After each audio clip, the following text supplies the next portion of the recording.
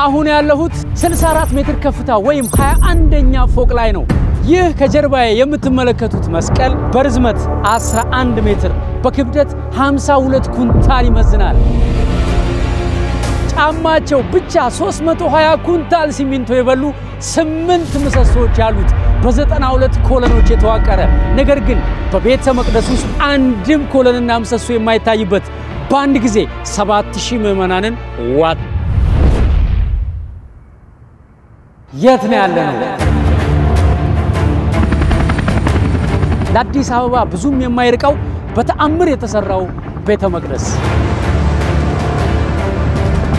እስካሁን ከ90 ሚሊዮን ብር በላይ የፈጀውን ይህንን አስደናቂ ቤተ መቅደስ ብቻዬን አንጸዋለሁ ያለው ግለሰብ ማን ነው?